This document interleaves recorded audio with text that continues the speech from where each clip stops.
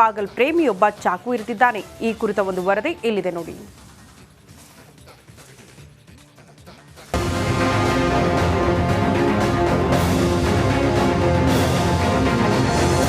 Wheel ಚೇರ್ನಲ್ಲಿ ಪೊಲೀಸರು ಎಳೆದುಕೊಂಡು ಹೋಗ್ತಿರೋ ಇವನು ಸಾಮಾನ್ಯ ಅಲ್ಲ, ಕಿತ್ತೋದು ಪ್ರೇಮಿ. ಇವನು ಮಾಡಿರೋ ಕೆಲಸ ನೋಡಿದ್ರೆ ನೀವು ಕೂಡ ಚೀತು ಅಂತ ಉಗಿಯೋದು ಗ್ಯಾರಂಟಿ. ಪ್ರೀತ್ಸೆ ಅಂತ ಯುವತಿ ಹಿಂದೆ ಬಿದ್ದ ಪುಂಡ, ಪ್ರೀತಿಸಿದವಳ ತಾಯಿಗೆ ಚಾಕು ಇರಿದ ದುರುಳ.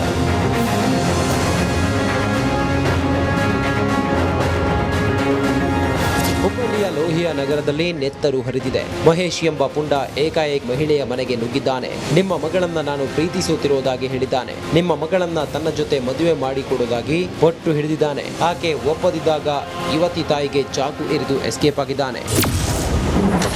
ಪಾಗಲ್ ಪ್ರೇಮಿ ಮಹೇಶ್ ಕಾಲಿಗೆ ಗುಂಡೇಟು.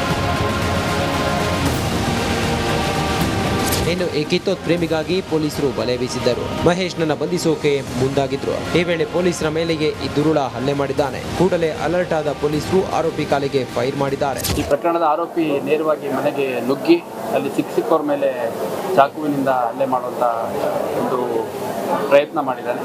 ಆ ಸಂದರ್ಭದಲ್ಲಿ ನೀಲಾ ಅನ್ನೋ ಹೆಂಗಸಿಗೆ ಬಿದ್ದು ಇಂಜುರಿ ಆಗಿದೆ. ಆ ಇಂಜುರಿ ಆದಮೇಲೆ ಆಕೆ ಕೊಲೆಪ್ಸ್ ಆದಮೇಲೂ ಕೂಡ ಅಲ್ಲಿದ್ದಂಥ ಬೇರೆ ಹೆಣ್ಮಕ್ಳ ಮೇಲೆ ಕೂಡ ಹಲ್ಲೆ ಮಾಡಲಿಕ್ಕೆ ಪ್ರಯತ್ನ ಮಾಡಿದ್ದಾನೆ. ಅಲ್ಲಿದ್ದಂಥ 3-4 ಜನ ಹೆಣ್ಮಕ್ಳು ಅವನಿಗೆ ಡಬ್ಬಿ ಹೊರಗಡೆ ದಬ್ಬೋದ್ರಲ್ಲಿ ಯಶಸ್ವಿಯಾಗಿದ್ದಾರೆ. ಮತ್ತು ನಂತರ ಸಾರ್ವಜನಿಕರು ಭಾಳ ದೊಡ್ಡ ಸಂಖ್ಯೆಯಲ್ಲಿ ನೆರೆದಿದ್ದ ಹಿನ್ನೆಲೆಯಲ್ಲಿ ಅವನಲ್ಲಿಂದ ಓಡೋಗಿದ್ದಾನೆ.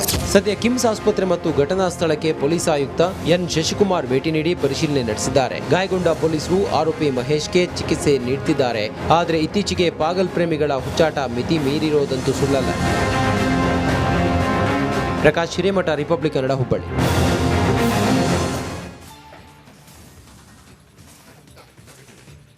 ಆತ ನೋಡೋಕೆ ಅಂದವಾಗಿದ್ದ, ಆದರೆ ಆತನ ಎದೆ ಗಾತ್ರ ಕೊಂಚ ದಪ್ಪ ಆಯಿತು. ಇದರಿಂದ ಆತನಿಗೆ ತುಂಬಾ ಅಂಜಿಕೆ ಆಗ್ತಿತ್ತಂತೆ.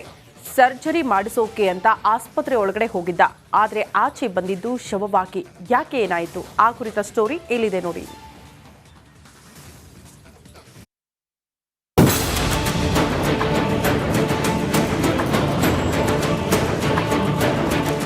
ಫೋಟೋದಲ್ಲಿರುವ ಈತನ ಹೆಸರು ಮೊಹಮ್ಮದ್ ಮಾಜಿನ್.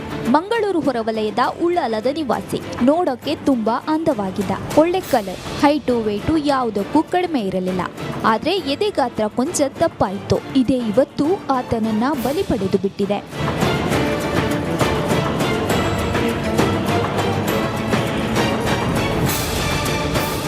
ಆರೋಗ್ಯವಂತನಾಗಿದ್ದ ಮಾಜಿನ್ ಎದೆಯ ಗಾತ್ರ ದೊಡ್ಡದಿರೋದೇ ಆತನಿಗೆ ದೊಡ್ಡ ಸಮಸ್ಯೆಯಾಗಿತ್ತು. ಇದಕ್ಕೊಂದು ಸಂಪೂರ್ಣ ಪರಿಹಾರ ಕಂಡುಕೊಳ್ಳಬೇಕೆಂದು ಮಾಜಿನ್ ಮಂಗಳೂರಿನ ಬೆಂದೂರುವೆಲ್ನಲ್ಲಿರುವ ಫ್ಲೂಂಟ್ ಅಂಡ್ ಕಾಸ್ಮೆಟಿಕ್ ಸರ್ಜರಿ ಕ್ಲಿನಿಕ್ಗೆ ಭೇಟಿ ನೀಡಿದ್ದ.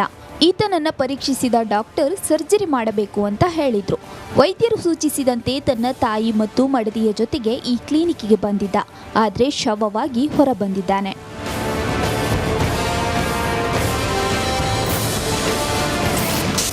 ವೈದ್ಯರ ನಿರ್ಲಕ್ಷ್ಯಕ್ಕೆ ಬಲಿಯಾದ ಮಾಜಿನ್.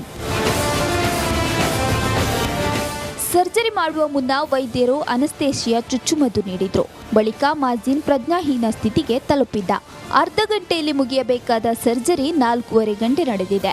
ಆದರೆ ಸರ್ಜರಿ ಬಳಿಕವೂ ಮಾಜಿನಿಗೆ ಪ್ರಜ್ಞೆ ಬಂದಿಲ್ಲ. ಕೂಡಲೇ ವೈದ್ಯರು ಸ್ಥಳೀಯ ಆಸ್ಪತ್ರೆಗೆ ದಾಖಲಿಸಿದ್ರು. ಆದರೆ ಅಷ್ಟರಲ್ಲಾಗಲೇ ಮಾಜಿನ್ ಪ್ರಾಣ ಪಕ್ಷಿ ಹಾರಿ ಹೋಗಿತ್ತು.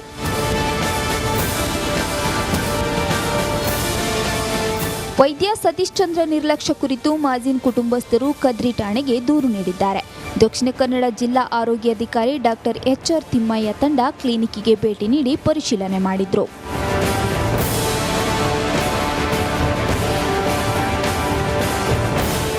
ಎಲ್ಲ ಹಂತದಲ್ಲೂ ಎಲ್ಲ ರೀತಿಯಿಂದಲೂ ನಾವು ಪರಿಶೀಲನೆ ಮಾಡಿದ್ದೀವಿ. ಈಗ ಪ್ರಾಥಮಿಕ ವರದಿಯನ್ನು ಮಾನ್ಯ ಜಿಲ್ಲಾಧಿಕಾರಿಗಳಿಗೆ ಸಲ್ಲಿಸ್ತಾ ಇದ್ದೀವಿ. ಇಲ್ಲಿಂದ ಹೋದ ನಂತರ ನಾನು ಒಂದು ತಜ್ಞರ ತಂಡವನ್ನು ರಚಿಸಿ ಕೂಲಂಕುಷವಾಗಿ ಸವಿವರವಾದ ಒಂದು ತನಿಖೆಯನ್ನು ಮಾಡಿ ಆ ನಂತರ ವರದಿಯನ್ನು ಸಲ್ಲಿಸಬೇಕಾದ. ಈಗ ಸದ್ಯಕ್ಕೆ ನಾನು ಒಂದು ಪ್ರಾಥಮಿಕ ವರದಿಯನ್ನು ಸಲ್ಲಿಸ್ತಾ ಇದ್ದೀನಿ ಈ ದಿನ. ಮಾಜಿನ್ ಸಾವಿನಿಂದ ಇಡೀ ಮನೆಯಲ್ಲಿ ಸ್ಮಶಾನ ಮೌನ ಆವರಿಸಿದೆ. ಕೆಲ ವರ್ಷದ ಹಿಂದೆ ದೊಡ್ಡ ಮಗನನ್ನ ಕಳೆದುಕೊಂಡ ಪೋಷಕರು ಈಗ ಮತ್ತೊಬ್ಬ ಮಗನನ್ನು ಕಳೆದುಕೊಂಡಿದ್ದಾರೆ. ಮಗನ ಸಾವಿಗೆ ನ್ಯಾಯ ದೊರಕಿಸಿಕೊಡುವಂತೆ ಪೊಲೀಸ್ ಠಾಣೆ ಮೆಟ್ಟಲೇರಿದ್ದಾರೆ.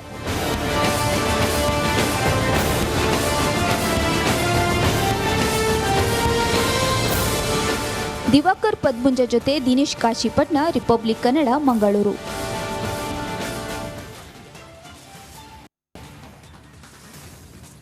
ಇತ್ತೀಚೆಗೆ ವಿದ್ಯಾರ್ಥಿಗಳು ಹೊಸ ಆವಿಷ್ಕಾರಗಳನ್ನು ಮಾಡುವ ಮೂಲಕ ಗಮನ ಸೆಳೆದಿದ್ದಾರೆ. ಅಂತೆಯೇ ಇಲ್ಲೊಬ್ಬಳು ವಿದ್ಯಾರ್ಥಿನಿಯ ಸೈನ್ಸ್ ಮಾಡೆಲ್ ರಾಷ್ಟ್ರ ಮಟ್ಟದಲ್ಲಿ ಸದ್ದು ಮಾಡ್ತಾ ಇದೆ. ಯಾರಕ್ಕೆ, ಆಕೆಯ ಸಾಧನೆ ಎಂಥದ್ದು, ಆ ಕುರಿತ ಒಂದು ಸ್ಪೆಷಲ್ ರಿಪೋರ್ಟ್ ಇಲ್ಲಿದೆ ನೋಡಿ.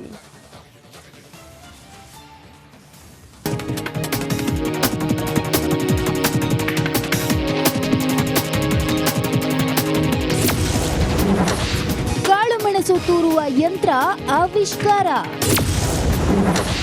ರಾಷ್ಟ್ರಮಟ್ಟ ತಲುಪಿದ ವಿದ್ಯಾರ್ಥಿನಿ ಮಾಡೆಲ್. ನಮ್ಮ ಕರ್ನಾಟಕ ತಾಂತ್ರಿಕತೆಯಲ್ಲಿ ವಾಯುವೇಗದಲ್ಲಿ ಮುನ್ನುಗ್ತಿದೆ.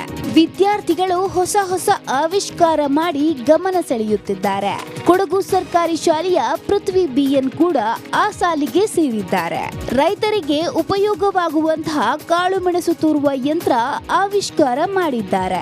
22-23 ನಾವು ಪ್ರಾಜೆಕ್ಟ್ ಕೊಟ್ಟಿರುವಂಥದ್ದು. ಯಾಕಂದರೆ ಮಗುವಿನ ಒಂದು ಸಮಸ್ಯೆ, ಅವಳ ಸುತ್ತಮುತ್ತಲ ಈ ಕೃಷಿ ಕಾರ್ಮಿಕರು ಅನುಭವಿಸುವಂಥ ಈ ಸಮಸ್ಯೆಯಿಂದ ಪಾರಾಗಬೇಕು ಅಂತ ಅವಳೊಂದು ಸಣ್ಣ ಐಡಿಯಾ ತಂದುಕೊಟ್ಲು. ಅದೇ ಒಂಥರ ನಮಗೆ ಇನ್ಸ್ಪಿರೇಷನ್ ಆಯಿತು. ಹಾಗೆ ಅವಳು ರಾಷ್ಟ್ರಮಟ್ಟಕ್ಕೆ ಹೋಗಿದಂತೂ ನಮಗೆ, ನಮ್ಮ ಶಾಲೆಗೆ ಒಂದು ಗರಿ ಅದು ಇನ್ನಷ್ಟು ಮೊದಲೇ ನಮ್ಮ ಶಾಲೆ ಹತ್ತೂರು ಮೆಚ್ಚುವ ಹಾಕತ್ತೂರು ಶಾಲೆ, ಇನ್ನು ಅದಕ್ಕಿಂತ ಒಂದು ಮೆಟ್ಲು ಜಾಸ್ತಿ ಹೋದಾಗೆ ಆಯಿತು ಸರ್. ಮಡಿಕೇರಿಯ ಮೇಕೇರಿ ಗ್ರಾಮದ ನಂದಕುಮಾರ್ ಶಶಿಕಲಾ ದಂಪತಿಯ ಪುತ್ರಿ ಪೃಥ್ವಿ ಸದ್ಯ ಪ್ರಥಮ PUC ಓದುತ್ತಿದ್ದಾರೆ. ಹಾಕತ್ತೂರು ಪ್ರೌಢಶಾಲೆಯಲ್ಲಿ 9ನೇ ತರಗತಿಯಲ್ಲಿದ್ದಾಗಲೇ ಕಾಳುಮೆಣಸು ತೂರುವ ಯಂತ್ರ ಕಂಡುಹಿಡಿದಿದ್ರು. ಅದು ಜಿಲ್ಲಾ ಮಟ್ಟ, ರಾಜ್ಯ ಮಟ್ಟದಲ್ಲೂ ಆಗಿ ರಾಷ್ಟ್ರ ಮಟ್ಟವನ್ನು ತಲುಪಿತ್ತು. ಅಂದರೆ ಫಸ್ಟ್ ನಾನು ಸುಮ್ಮನೆ ಹೇಳಿದ್ದೆ, ಅದು ಸೆಲೆಕ್ಟ್ ಆಗಿತ್ತು. ಮತ್ತು ಇದ್ರ ಬಗ್ಗೆ ಡೆಮೋ ಕೊಟ್ಟೆ, ಮತ್ತು ಅಲ್ಲಿನೂ ಸೆಲೆಕ್ಟ್ ಆಯಿತು, ಅಂದರೆ ಜಿಲ್ಲಾ ಮಟ್ಟದಲ್ಲಿ. ಮತ್ತು ಜಿಲ್ಲಾ ಮಟ್ಟದಲ್ಲಿ ಮತ್ತೆ ಡೆಮೋ ಕೊಟ್ವಿ, ಹಂಗೆ ರಾಜ್ಯ ಮಟ್ಟಕ್ಕೆ ಆಯ್ಕೆ ಆಯಿತು. ಮತ್ತೊಂದು ಸಲ ಡೆಮೋ ಕೊಟ್ಟಾಗ ರಾಷ್ಟ್ರ ಮಟ್ಟಕ್ಕೆ ಆಯ್ಕೆ ಆಗಿತ್ತು. ಹೀಗಾಗಿ ರಾಷ್ಟ್ರ ಮಟ್ಟದಲ್ಲಿ ಆಯ್ಕೆ ಆಗಿದೆ. ಓದೋದ್ರಲ್ಲಿ ಪರವಾಗಿಲ್ಲ, ಒಳ್ಳೆ ಮಾರ್ಕ್ಸ್ ಇದೆ, ಒಳ್ಳೆ ವಿದ್ಯಾಭ್ಯಾಸ ಮಾಡ್ತಾ ಇದ್ದಾಳೆ. ಮತ್ತು ದೆಹಲಿಗೆ ಓದೋದಕ್ಕೆ ನನಗೆ ತುಂಬ ಅಂತ ಹೇಳಿದ್ರೆ ನನ್ನ ಮನಸ್ಸಿಗೆ ಅಷ್ಟು ಖುಷಿಯಾಗಿದೆ. ಈ ಥರ ಇನ್ನೂ ಮುಂದೆ ಬರಲಿ ಅಂತ ನಾನು ಬಯಸ್ತೀನಿ. ಈ ಥರ ಮಾಡಬೇಕು ಅಂತ ಅವಳಿಗೆ ಮನಸ್ಸಲ್ಲಿತ್ತು. ಯಾಕೆಂದರೆ ನಮ್ಮ ಮನೆಯಲ್ಲಿ ಸಹ ಈ ಥರ ಒಳ್ಳೆ ಮೆಣಸದು ಕೆಲಸಗಳು ತುಂಬ ಇದ್ವು. ಇದರಲ್ಲಿ ಅವಳು ಸಹ ಯೋಚನೆ ಮಾಡ್ತಾಯಿದ್ಲು, ಈ ಥರ ಮಾಡೋದಕ್ಕಿಂತ ಇದಕ್ಕೆ ಇನ್ನು ಸುಲಭ ವಿಧಾನ ಯಾವುದುಂಟು, ಹೇಗೆ ಕಡಿಮೆ ಇದರಲ್ಲಿ ಮಾಡಬಹುದು ಅಂತ ಅವಳು ಯೋಚನೆ ಮಾಡ್ತಾ ಇದ್ಲು. ಅದನ್ನು ಶಾಲೆಯಲ್ಲಿ ಆವಿಷ್ಕಾರ ಮಾಡಿದ್ದಾಳೆ. ರೈತರಿಗೆ ಕಾಳುಮೆಣಸು ಬಿಡಿಸಲು ಯಂತ್ರಗಳಿವೆ, ಆದ್ರೆ ಕಸ ಕಡ್ಡಿ ಬೇರ್ಪಡಿಸಲು ಯಂತ್ರಗಳಿರಲಿಲ್ಲ. ಆ ಯಂತ್ರವನ್ನ ಪೃಥ್ವಿ ಪರಿಚಯಿಸಿದ್ದಾಳೆ. ಕಡಿಮೆ ಖರ್ಚಿನಲ್ಲಿ ಮಷಿನ್ ನಿರ್ಮಿಸಿದ್ದಾಳೆ. ಸೆಪ್ಟೆಂಬರ್ 17ರಂದು ಕೇಂದ್ರ ಸರ್ಕಾರ ದೆಹಲಿಯಲ್ಲಿ ಆಯೋಜಿಸಿದ್ದ